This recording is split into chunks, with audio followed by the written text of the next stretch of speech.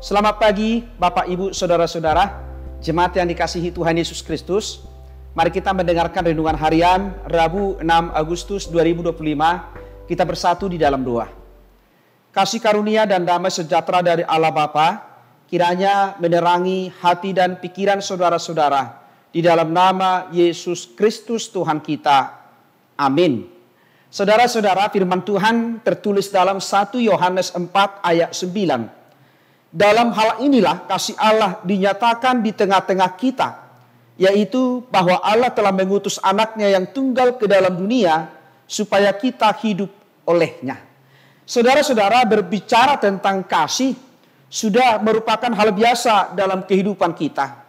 Apalagi kita yang percaya kepada Yesus Kristus selalu mengingatkan kita tentang kebaikan Allah akan dunia ini karena kasih-Nya di dalam Yesus Kristus. Namun kalau kita melihat dalam kehidupan kita, bagaimanakah cara hidup kita? Apakah selalu mencerminkan kasih Allah atau mencerminkan kasih dunia ini? Karena budaya, karena sudah saling mengenal, atau supaya orang mengenal kita baik. Karena itu kasih adalah salah satu elemen terpenting dalam kehidupan manusia. Banyak orang demi mendapatkan kasih, orang rela melakukan apapun. Untuk mengungkapkan kasih, orang rela membayar dengan harga yang tinggi. Bukan tanpa alasan apabila kita berbicara tentang kasih, seorang ayah harus mempertaruhkan nyawa demi anaknya. Atau seorang ibu harus mempertaruhkan nyawanya demi kelahiran seorang anak. Dan banyak lagi hal yang kita perjuangkan dalam hidup ini tentu karena motivasi kasih. Karena itu melalui firman Tuhan hari ini Allah memberikan kapasitas kepada semua orang untuk menghargai, mendambakan dan mempraktekkan kasih. Kesadaran sebagai sesama manusia seringkali sudah cukup sebagai alasan untuk saling mengasihi. Relasi yang unik antara dua orang, entah hubungan darah atau pertalian kasih, menjadi landasan yang kuat untuk saling mencintai. Walaupun demikian, bukan kasih secara umum yang sedang dibicarakan melalui firman Tuhan ini. Kasih di sini bersifat teosentris yang berpusat kepada Allah.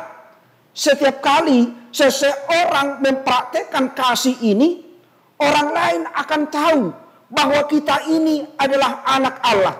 Kita ini mengenal Allah. Kita melakukan kasih yang berasal dari Allah.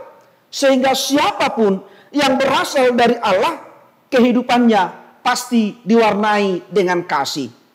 Bagaimana dengan kita dalam mengamalkan, dalam melakukan kasih yang berpusat kepada Allah?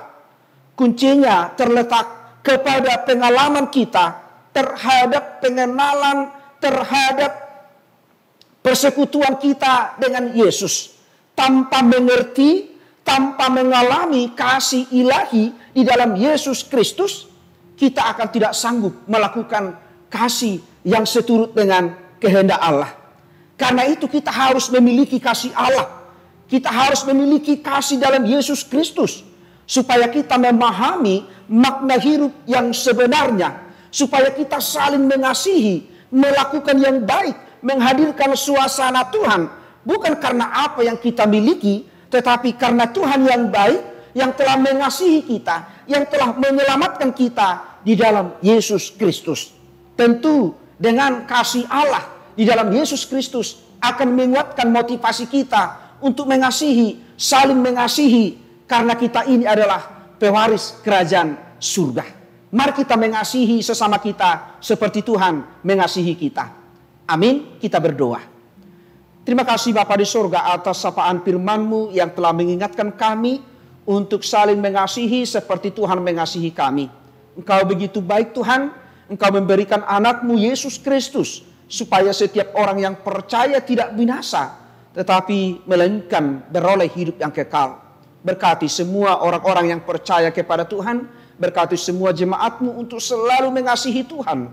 Sekalipun hidup kami diperhadapkan dengan tantangan, pergumulan, masalah, ataupun sukacita, tetapi hendaklah motivasi kami dalam menjalani hidup ini karena kasih Tuhan di dalam Yesus Kristus. Ajar kami Tuhan untuk selalu mengasihi seperti Engkau mengasihi kami. Berkati kami satu hari ini dalam menjalani aktivitas kami. Kiranya kasih Yesus Kristus menyertai kami, menuntun kami untuk senantiasa hidup seturut dengan kehendak-Mu.